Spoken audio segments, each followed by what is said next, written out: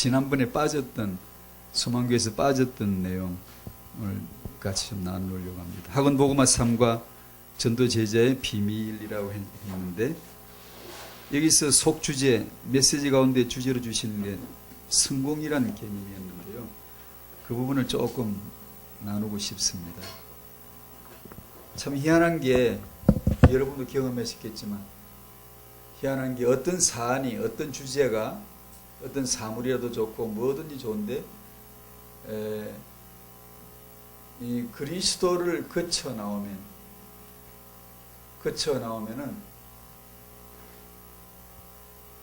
전혀 다른 성분으로 바뀌는 거예요. 내 인생도 그렇고 하여튼 뭐든 좋은데 모든 것은 그리스도라고 하는 이 관을 통과해서 나오고 나면 전혀 다른 모습으로 나타나는 거예요. 이를 빌립보서 3장을 한번 찾아서 3과의 본문으로 나와 있는데 한번 보시겠습니다.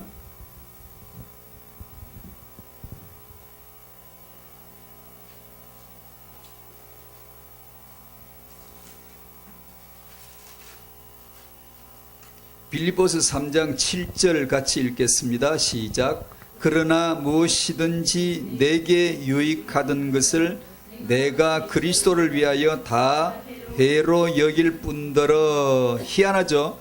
내게 유익하던 게 다 해가 되어 나와요. 내게 유익하던 게 내게 이로웠던 것들인데 이것들이 다 해가 된다는 걸 깨달아가는 게 신앙생활이에요. 처음엔 예수 믿을 때 이게 잘 몰랐어요. 저도요. 근데 점점 이게 깨달아져 가는 게 신앙생활의 승자인 것 같아요. 내게 이로웠던 것인데 내 계산은 더하기였는데 희한한 게 빼기로 결론이 나져 있는 거예요. 내 계산식으로는 마이너스 빼기인데 희한하게 그리스도를 거쳐 나오면 더하기로 바꾸어져 있는 거예요. 내게 유익이 내게 해가 되는 희한한 일이 벌어지는 거예요. 내게 해가 내게 유익으로 희한하게 바뀌는 거예요. 이 그리스도라는 것을 통과를 하면 둔갑이 돼버려요. 완전히 바꿔져 버려요. 상상이 안 되는 결론으로 나버려요. 내게 유익하던 것은 내게 유익한 것인지 내가 기도하면 응답받는 내게 유익한 거 받겠지 이 정도 생각하다가 신앙생활이 점점 그리스도를 알아가면 갈수록 가다 보니까 그리스도라고 하는 희한한 마법 같은, 세상말로 마법 같은 어떤 그 터널을 통과하고 나면 전혀 다른 모습으로 마법사가 꽃송이 하나를 탁 집어넣고 나중에 비둘기 한 마리를 탁 꺼지면 되잖아요. 어떻게 비둘기가 나오지? 그처럼 내게 유익하던 것이 그리스도만 통과되면 그게 해로 결정이 나버리는 거예요. 내게 이건 해로움인데 그리스도를 통과하고 나면 해가 아니야. 그게 전혀 다른 유익한 것으로 확 바뀌어져 있는 거예요. 그것을 그렇구나. 내 인생사에 숱한 사연들이 많은데 이런 것들을 그렇게 보도록, 사연들을 그렇게 보도록 만들어 가시는구나. 이것이 신앙 성장 같더라고요. 제가 생각합니다. 저 처음 이렇게 안 봤거든요. 여전히 기도를 해도, 예배를 드려도, 뭔가 기대를 해도 내게 유익하던 쪽으로 바라고, 개념. 그래서 여기서 3과에서 주신 메시지 가운데 중요한 주제로 성공이란 걸 주셨는데, 성공이란 뭘까? 질문해 봤어요. 제가요. 성공이란 뭘까? 8절에도 읽은 7절 다음에 8절도 같은 내용이 이어지는데 마저 읽고 8절 시작. 또한 모든 것을 해로 여김은 내 주 그리스도 예수를 아는 지식이 가장 고상하기 때문이라. 내가 그를 위하여 모든 것을 잃어버리고 배설물로 여김은 그리스도를 얻고 9절 그 안에서 발견되려 함이니 내가 가진 의는 율법에서 난 것이 아니요 오직 그리스도를 믿음으로 말미암은 것이니 곧 믿음으로 하나님께로부터 난 의라. 아멘. 또한은 그뿐만 아니라 점점 더 세게 말하겠다는 거예요. 지금 7절을 내가 말했는데 그뿐만 아니라 모든 것을 내가 이것저것 가릴 것 없이 싹 다 모아서 해로 여길 수 있는 것은 내 주 그리스도 예수를 아는 지식 그 하나가 오직 유일하고 모든 것이 되기 때문이다. 내가 그를 위하여 이 모든 것을 잃어버리고 배설물을 여기겠다. 이 극단적 사고가 나오는 거예요. 아마 우리 중에 이런 사람 나오면 틀림없이 만류할 거예요. 우리들이 기독교회가 만류할 거예요. 지나치게 하지 말라고. 모든 것을 잃어버리고란 말은 다 필요 없다가 아니라 모든 것은 다 소용없어 이 말이 아니고 그 모든 것을 내 중심으로 내 유익으로 보는 것을 버리고 그렇게 보는 것이 맞겠죠. 예수 믿으니까 난 아무것도 없어 밥 안 먹어도 살아 숨 안 쉬어도 살아 이런 법은 없잖아요. 다만 그리스도를 얻을 수 있다면 내가 그리스도를 아는 지식에서 자라갈 수 있다면 이 참 무한도단 전혀 상상 못한 일이 벌어졌어요. 우리 이걸 알까요? 우리 기독교인들이 이걸 알까요? 글쎄요. 성공이란 무언가, 여러분은 성공을 어떻게 생각하세요? 바울처럼 최고의 성공자였는데 그리스도를 알고 보니까 그게 배설물에 불과하다. 그래서 다 내버리는 자인가? 그러면 성공 자리에 최고 자리에 올라가 본 적이 없는 사람은 배설물도 없겠네요. 버릴 것도 없겠네요. 그런 성공인가요? 그런 게 배설물인가요? 저같이 최고 자리에 올라가 본 적이 없는 사람은 버릴 것도 없는 건가요? 그럼 난 아예 성공하고는 아주 완전히 거리가 먼 우리가 그런 성공 최고의 자리에 올라가 봐야 그걸 그리스도 앞에서 배설물로 여길 수 있는 건가요? 성공 최고 자리에 올라가 보지 못한 사람은 버릴 것도 없는 건가요? 그런 성공인 그런 배설물인가요?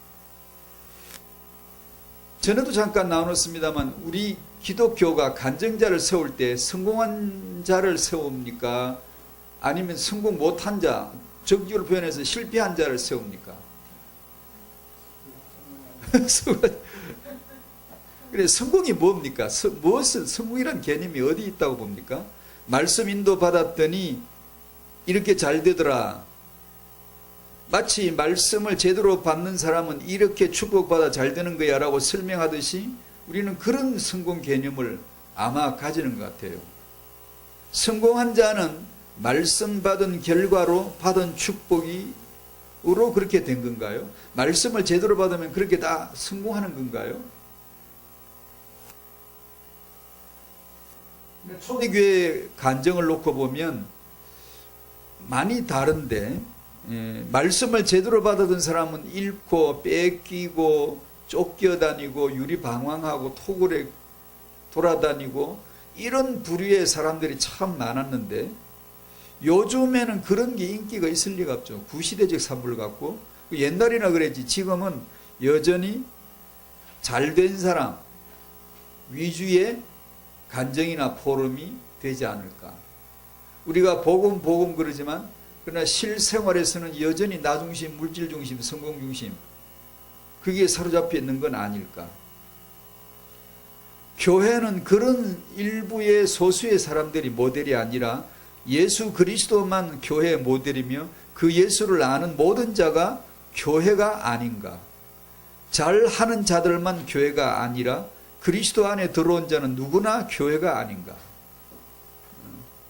성공이란 개념을 좀 생각해 보세요. 교회는 잘하는 사람만 아니라 좀 잘 안 되는 사람도 똑같이 인정받는 곳이 되도록 해야 되지 않을까. 그거는 불가능할까. 선발된 장학금 받는 아이들, 못 받는 아이들이 구분되는 것은 제 개인적으로 생각하는 이 장학금을 다 줘야 되는데 못 받는 아이들이 있어 마음이 아픕니다. 그런 말은 정말 불필요한 말 같아요. 그거는 자비가 아닌 것 같고 그건 정당한 온전한 지식이 아닌 것 같아요. 그 선한 일로 인해서 오히려 구별이 되어지고 비교가 되어지는 그 부정적으로 볼 필요만 있겠냐 싶지만 자극이 되고 도전이 돼서 그렇게 선한 경쟁을 일으킬 수도 있지 않느냐라고도 할 수 있지만 저는 이렇게 생각해 봐요. 교회는 그리스도인데 그리스도 안에 들어온 자 다 교회죠. 그러면 교회 안에서는 경쟁이 없어야 되고 차별이 없어야 되고 잘 되는 자만 세워서 간증하는 것도 교회는 별 필요치 않는데 그렇다고 해서 잘못된 사람 실패한 것 같은 사람을 세워서 얘기하라는 것도 아니고 제 생각은 그래요. 아예 그런 것이 없어져야 교회가 교회답지 않을까.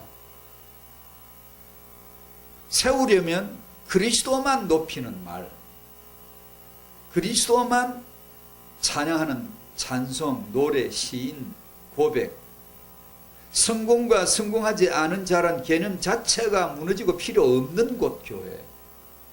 누구라도 오면 아무 차별이 없는, 비교가 안 되는, 저 사람은 말씀을 잘 받으니까 저렇게 잘 나가는구나, 잘 되는구나. 나는 다른 사람은 말씀을 잘 못 받아서 잘 안 되는 건가? 이렇게 설명 안 해줬지만 그렇게 비교당할 수밖에 없는 분위기는 교회답지 않은, 교회는 가장 본질이 가족이라야 되고 가정이라야 되고. 근데 왜 이렇게 경쟁이, 일종의 사회는 경쟁 사회인데 교회도 왜 경쟁하는 그런 교회 모습을 띠게 됐을까?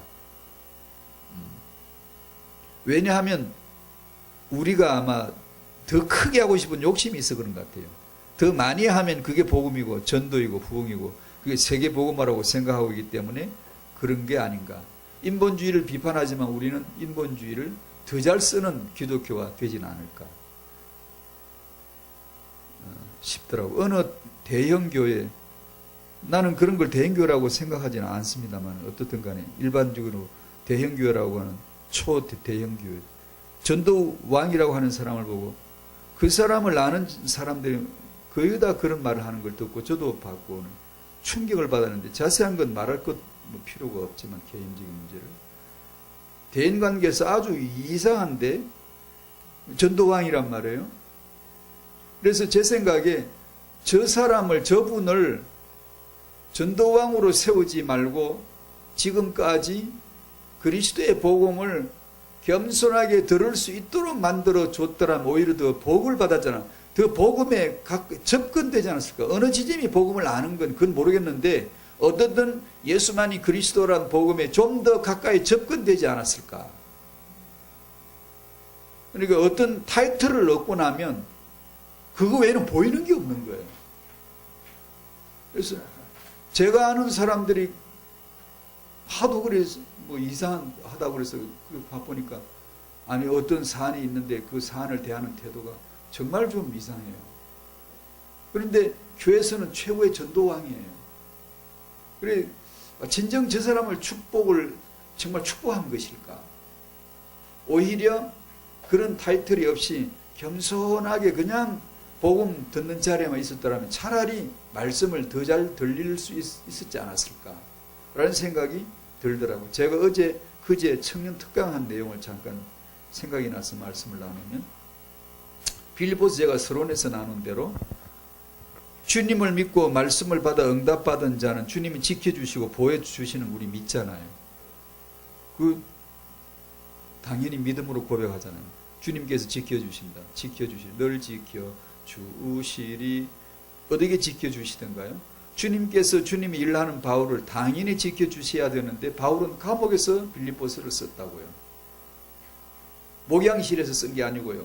근사한 테이블에서, 목양실에서, 좋은 환경에서 당연히 최고의 주의 종이, 최고로 부흥시키는 부흥사가, 전도자가 당연히 그런 혜택을 누리면서 테이블에서 편지를 쓴 게 아니라 누추한 감옥, 냄새나는 감옥 구석에서 썼다고요. 주님이 안 지켜주셨는가요? 우리는 주님이 지켜주신다라고 하면 감옥보다는 석방된 것을 말하잖아요. 석방된 자가, 나는 주님이 기도했더니만 이렇게 석방됐습니다. 이렇게 병에서 치유받았습니다. 이것이 우리의 간증 아닌가요? 근데 주님 나사로 사랑하시는데 나사로는 병들었어요. 병든 걸 오히려 더 좋아 기뻐했어요. 그러니까 바울이 감옥에 잡혀 있는데 왜 주님은 그를 그냥 내버려 두시죠? 왜 나사로가 병드는데 왜 그냥 가만히 냅두시죠? 그게 주님이 지켜주시는 건가요? 그래, 주님이 지켜주신다는 것에 대한 진실을 제가 청년들에게 잠깐 소개했어요. 모든 색을 합하면 무슨 색이 나오죠? 모든 색의 물질을 합하면 검은색이 나온다 그래요. 제가 안 해봤지만 가산 혼합 작품을 대지면 검은색이 나온다네요. 모든 색의 빛을, 모든 색을 빛으로 더하면 흰색만 남는데요. 그러면 내 인생에 더하기 빼기 나누기 곱하기 인생 24시 희노애락 전체 범사 천지 만물 세계사 역사 개인 인생사 출생에서 무덤까지 모든 것이 합해지면 무슨 색이 나올까요? 그죠? 천지 만물을 다 합해버리면은 결론으로 남는 게 뭘까요? 예수는 그리스도가 나와야 되죠. 왜냐하면 그분이 만물을 그거 하려고 만들으셨으니까. 로마서 8장 28절에 하나님을 사랑하는 자, 그게 뜻대로 부르심을, 뜻대로란 말은 목적이거든요. 목적. 바울이 감옥에 간 건 목적이 있다 그 말이에요. 나사로가 병들어도 냅두고 사랑하지 않는 척 냉담하게 대하신 것은 목적이 있었다는 거예요. 그 목적이 뭐죠? 하나밖에 없으니 다행이죠. 은혜로 깨달은 자에게는 이처럼 다행이 없죠. 모두가 다 예수는 그리스도니까. 그 뜻대로 부르심을 입은 자들에게는 모든 것이 합력하여, 그러면 합해져서 그 말이에요. 이래 또 이를 더하고 또 이를 더하고 또 이를 더하고 만물을 천지를 다 더해버리는 거예요. 내 인생 경험을 전부 다 더해버리면은 결론으로서 예수는 그리스도가 나오면 이 사람은 은혜 받은 자이고, 그 예수가 안 나오면 하나님이 주신 것을 받아가지고 살면서 딴 것을 만들어버린, 이게 저주죠. 지옥이죠. 그게 사단이죠. 모든 것이 합해지면은 오직 선을 이룬다. 그 선이 성경은 예수 그리스도이십니다. 하나님 보시기에 아름답다, 선하다, 그건 예수입니다. 하나님 보시기에 예수에는 선한 게 일체 없습니다. 없어야 예수는 그리스도예요. 없어요. 만약에 선한 게 0.01%라도 있으면 예수는 그리스도 될 수가 없어요.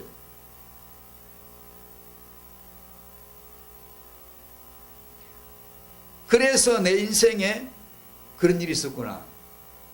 제가 처음에 예수님 제 인생에 들어오시고 나서 제가 그때 아팠었는데, 그때는 몰랐는데 세월이 조금 지나서 말씀 받다 보니까 금세 알겠더라고요. 아, 그건 목적이 있었구나.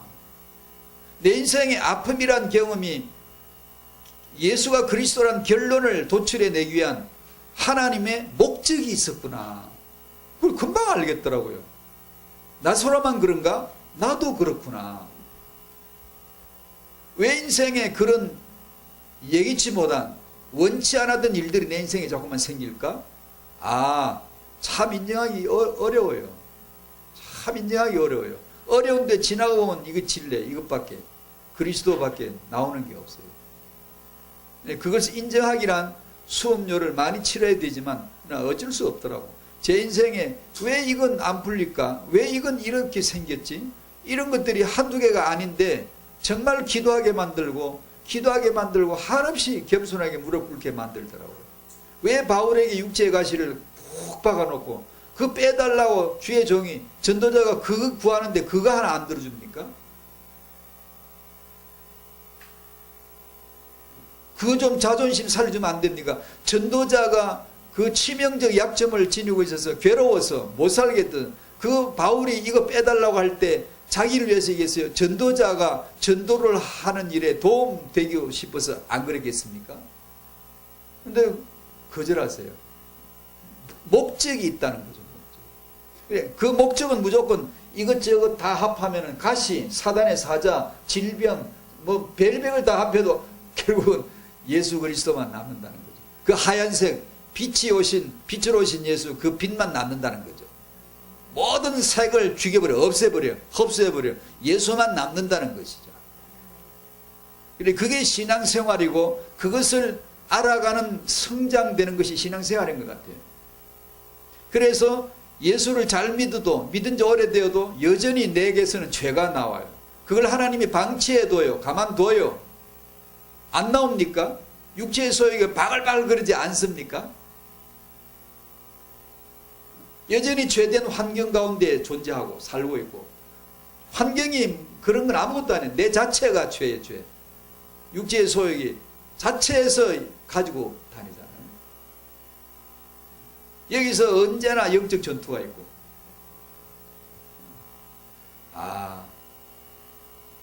그래서 하나님은 자기 목적 하나 이루시는데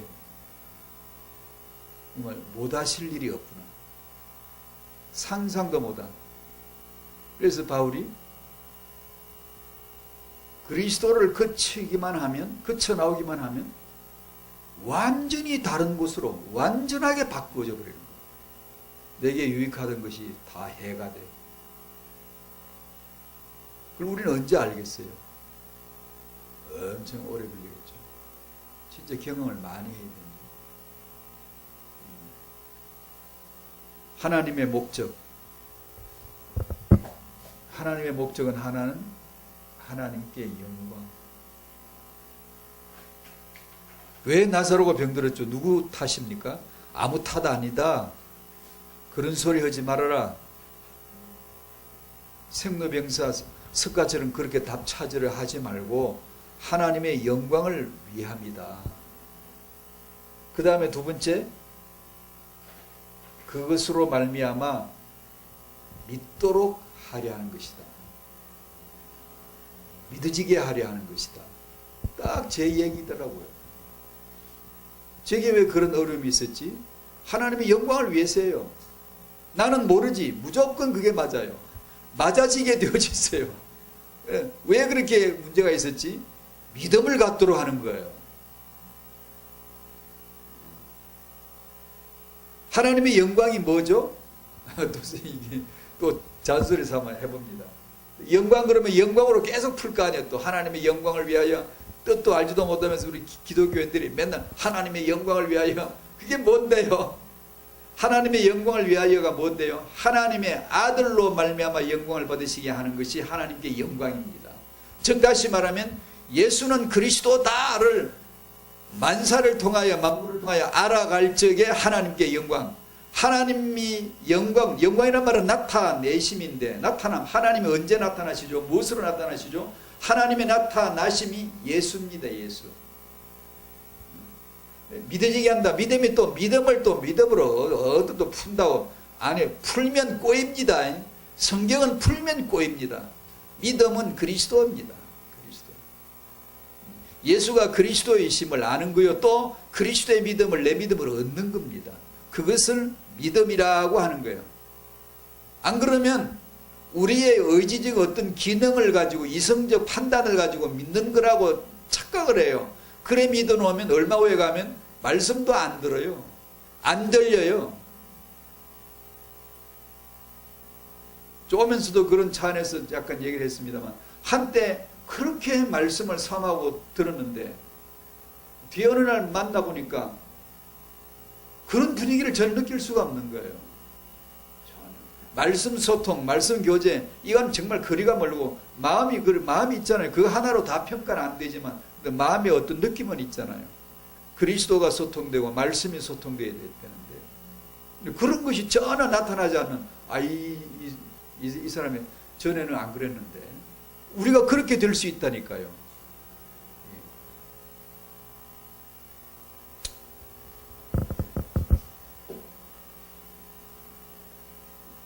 이 주제에 대해서 마지막으로 오늘 하려고 합니다. 하도 많이 말하고 듣고 해가지고 실증날까요? 민수기 23장 한 구절을 오늘은 19절 20절인데 간단하게, 언약은 하나님입니다. 하나님이 아들로 나타나신, 하나님은 말씀으로 언약, 아들은 몸으로 언약, 성령은 증거로 언약입니다. 삼위일체. 저는 기도하면 꼭 삼위일체부터 합니다. 왜냐, 할 말이 없으니까. 맨날 무슨 말을 하겠어요? 아버지 그 사랑의 언약 감사해요. 아들 몸으로 오셔서 언약을 이루어주신 거 감사해요. 성령님 그 하나님의 일을, 아버지 일을, 창세전의 아버지 갈보리의 예수를 어쩌면 제게 이렇게 딱 맞춤형 옷을 입혀주듯이 제 마음에 믿어지게 해주셨어요. 이건 기적이에요. 그래서 저는 지금 감사해요. 이렇게 기도를 시작합니다. 저는 기뻐요. 감사해요. 그렇게. 왜냐하면 제 시작이 이곳에서 나왔으니까. 그걸 언약이라고 합니다. 언약은 확실합니다. 언약은 영원합니다. 하나님 자체이고 자신이시고 그 피이시고, 어느 피가 아니라 자기 흘리신 자기 피고, 하나님 자기 피로, 예수님은 내 피로, 아버지는 그 피를 말씀으로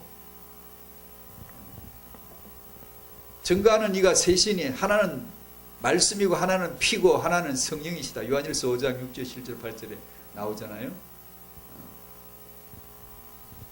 언약의 하나님이시다. 하나님 입에서 나온 언약대로 된다. 하나님의 언약을 받고 내 마음과 생각에 새기자. 저는 타인과 사역 이거라고 보거든요. 뉴에이지는 너 마음에 답이 있다 하지만 성경은 네 마음은 어리석음이 하나님의 입에서 나온 언약이 있다. 하나님의 마음이 있다. 하나님 마음이 뭐냐? 갈보리 예수. 그 마음이 뭐냐? 성령으로 네 안에 마음과 생각에 연합으로 인쳐서 둘을 하나로 내 마음 예수 마음이 아니라 예수께서 내 안에 사시도록 만들어버린 신기한 역사. 생각에서 예수가 나오는 거예요. 마음에서 예수가 살아 계시는 거예요. 성경 말씀이 마음에서 움직이는 거예요. 살아있고 활력이 있어. 어디서? 쟁반에서 생선처럼 튄다는 얘기예요.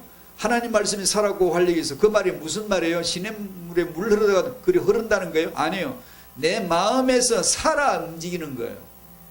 그 뜻이거든요. 그게 아니면 나하고는 아무 관계가 없는 거예요.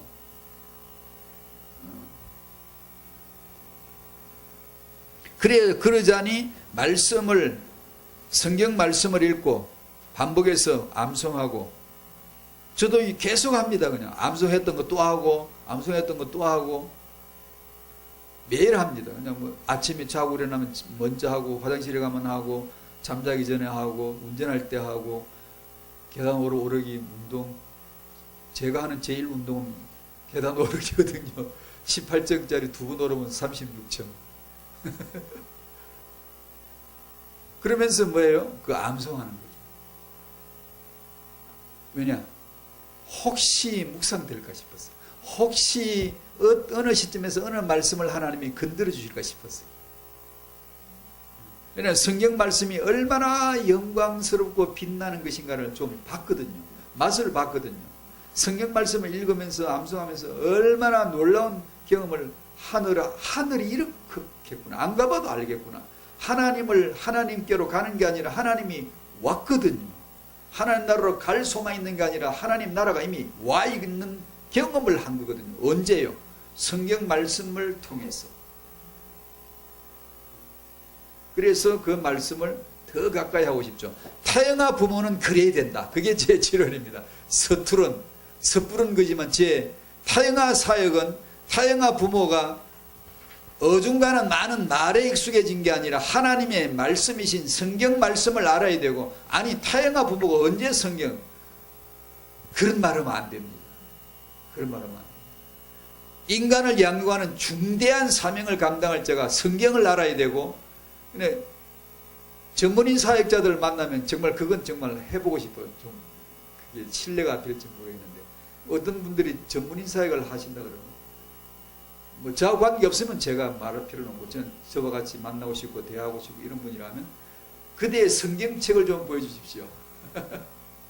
보고 싶습니다. 제 성경책도 한번 보시겠습니까? 원하신다면.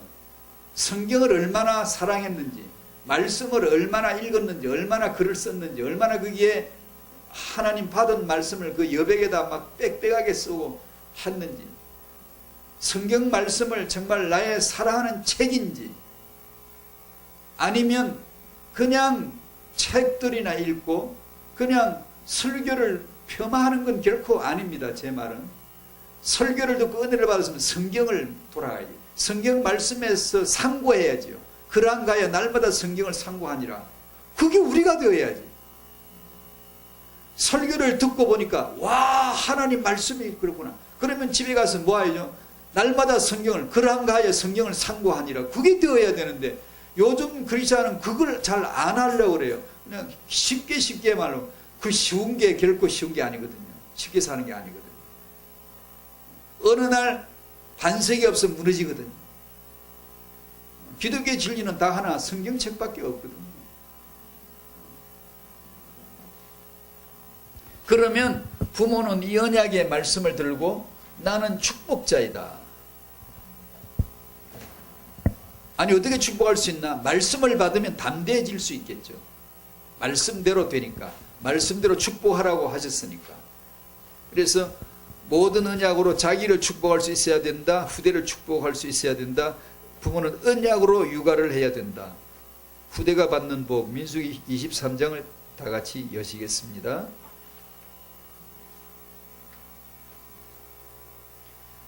언약 안에 있는 렘넌트는 안전합니다. 타협하는 절대 간과해서는 안 될 렘넌트 회복 최적기입니다. 이건 다음 메시지 제 시리즈로 붙들었습니다. 우리는 왜 타협을 해야 하는가? 라는 주제로 시리즈로 좀 한동안 해보고 싶었습니다. 제가 여기서 결론 삼아서 23장을 좀. 첫 번째는 하나님, 삼위일체의 하나님으로 살 때까지, 성령이란 말은 살 때까지를 뜻합니다. 아버지와 아들을 성령으로란 이 말은 축도할 때 반드시 나오죠. 성령의 교통하심이. 그 말은 교통이 어디서 이루어지죠? 내 마음과 생각입니다. 안에 와 있어야 돼요. 그러면 교통이 안 돼요. 살 때까지, 삼위일체 하나님으로 살 때까지, 실제가 될 때까지, 기독교인들의 삶이 삼위일체 하나님을 경험될 때까지 이게 되어야지. 이게 안 되고 기독교 헌물을 켜고 기독교적인 분위기만 만들 수가 있거든요. 그러면 아까 말씀드린 대로 한때는 말씀을 그렇게 듣다가도 지금은 말씀에 대한 어떤 소통이 전혀 안 될 수도 있는 거예요. 이게. 그래서 삼위일체 하나님으로 살 때까지 예수 그리스도의 은혜와 그를 아는 지식에서 자라가야 되는 겁니다. 베드로후서 3장 18절. 그 다음에 민수기 23장 19절 20절 말씀 한번 찾으셨으니까 같이 읽어보도록 하죠. 시작. 하나님은 사람이 아니시니 거짓말을 하지 않으시고 인생이 아니시니 후회가 없으시도다. 어찌 이거 말씀하신 바를 행하지 않으시며 하신 말씀을 실행하지 않으시랴. 20절. 내가 축복할 것을 받았으니 그가 주신 복을 내가 돌이키지 않으리라. 아멘. 내가 축복할 것을 명령받았으니 라고 하는 것이 이 문맥의 정확한 흐름입니다. 명령을 받은 겁니다. 말씀을 내가 받았다 이 말은 명받은 거예요. 천명받은 거예요. 내가 말씀의 은혜를 입었다 이 말은 하늘의 명령을 받은 거예요. 무슨 명령을 받았죠? 축복하라. 이걸 부모가 명령으로 부모가 말씀을 받았다 이 말은 그 받은 말씀으로 자녀를 축복할 수 있는 명령을 받은 거예요. 그러므로 그가 주신 복을 주라 축복하라고 하셨는데 나는 그것을 돌이킬 수가 없다. 나는 그걸 바꿀 수가 없어. 1521년 4월 21일 날 루터가 움세에서 했던 말이 이 본문 읽을 때 제일 먼저 제 마음에 떠올랐어요. 이 비슷한 얘기를 했거든요. 루터는 죄인이다. 네가 쓴 책, 네가 했던 말 전부 다 거짓말을 하고 오늘 이 자리에서 시내라. 그러면 용서하고 살려줄게. 루터가 딱 일었었죠. 뭐라고 했죠? 지금 내 상태는 하나님의 말씀에 내 양심이 사로잡혀 있어. 자, 굉장히 중요한 표현이에요. 그런 적이 있습니까, 여러분? 나는 지금 내 양심은 내 마음은 지금 하나님의 말씀에 사로잡혀 있습니다. 고로 나는 다른 방도가 없습니다. 나는 예스 노가 내 영역이 아니라 내가 할 일이 아닙니다. 난 예스 할 수도 없고 노 할 수도 없고 난 이미 잡혀 있고 고로 난 아무 다른 방도가 없습니다. 그저 나는 믿을 뿐이고 나는 시킨 대로 할 뿐이고 축복하라 명령받았으면 축복할 뿐이고 하지 마라 그러면 명령받았으면 안 할 뿐이지 난 다른 건 없습니다. 그러고 떠나버렸어요. 그게 말씀 받은 겁니다. 말씀 받는다는 뜻이 그런 겁니다. 그러니까 부모는 그렇게 말씀에 사로잡힐 때까지 말씀 자체를 받아야 돼요. 그래 성경 말씀을 잘 모른 채로 그냥 기독교적인 신천지도 설교고 유아정인도 설교고 유아정인도 성경 공부 되게 하더라고요. 그러니까 우리가 하는 것도 성경 공부, 우리가 하는 것도 설교고 이러면 똑같이 설교라고 생각을 해요. 그러니까 성경 말씀에 대한 반석이 없는 사람은 흔들릴 수밖에 없어요. 다행히 주는 그리스도시하는 복음을 먼저 만났으면 천만 다행이지.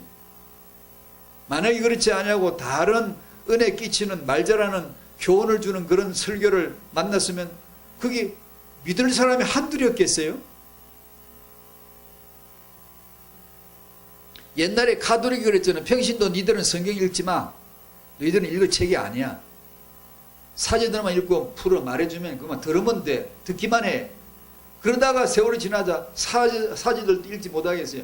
성경책은 한 권 교황만 가지면 돼. 교황 한 사람만 읽고 교황만 말하면 다른 사람은 들으면 돼. 이렇게 나왔거든요. 요즘 우리 기독교는 어때요? 성경을 정말 알고 있나요? 성경책을 읽고 반복하여서 상고하고 그러한가 하여 성경 말씀을 연구하고 성경 말씀에서 하나님을 만나고 그러는가요? 지금도 혹시 가톨릭은 명령으로 내 말만 들으라고 하는데 지금은 기독교는 자원해서 그냥 말만 듣고 있지는 않은가요?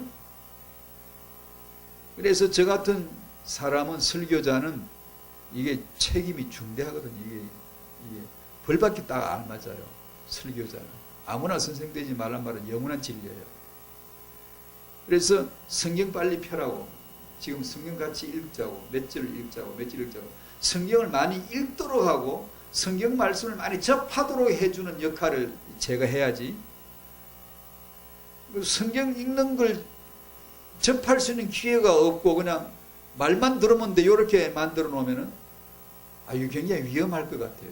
왜냐하면 제가 무슨 말을 할지, 제가 나중에 어떻게 변질될지, 나도 내가 무서워요. 초보 운전자인데. 정말 그렇게 맡겨놓을 수 없는 게 기독교 아니겠습니까? 성경이 있는데, 진리가 있는데. 일본 가도 진리, 한국에도 진리, 성경책만 있으면 언어가 통하고 메시지가 통할 수 있는 성경이 있는데, 그리고 통해야 되는데, 당장은 뭐가 뭔지 모르겠고 은혜가 안 되더라도 성경 말씀 하나, 성경 구절 하나 적어놓고 암송하고 거기서 하나님의 마음을 읽을 때까지, 말씀 자체를 받을 때까지 사모하고, 그런 좀 우리 기독교인이 되어야 되지 않을까. 태영아 부모가 힘들더라도 그렇게 말씀을 접하는. 그러므로 언약의 하나님을 만나고, 그러면 부모는 언약으로 축복자가 되는 거고, 후대는 그 축복대로 복을 받아 누리는 자가 되는, 이것이 태영아의 축복의 사슬 아닌가, 시스템이 아닌가. 아멘. 기도하겠습니다. 언약의 하나님을 말씀으로 만나게 하시고 부모가 말씀을 명령으로 받아 축복자가 되어 자녀를 축복하는 그런 축복자 양육, 언약의 양육자 되게 하여 주시고, 후대들은 언약 듣고 자라고, 언약의 명령받아 듣고 자라고, 준 그리스도시여 복음 듣고 자라고, 그리스도로 자란 이 아이만이 렘넌트요 시대 살릴 전도자로 세워진다는 것을 역사의 증거로 보여주시고, 그렇게 일어설 수 있도록 주의 복을 주시기를 기도합니다. 후대들이여 일어날 수 있도록, 후대들이 일어날 수 있도록 하나님 모든 부모들에게 언약의 말씀을 내리시옵소서. 예수님의 이름으로 기도하옵나이다. 아멘.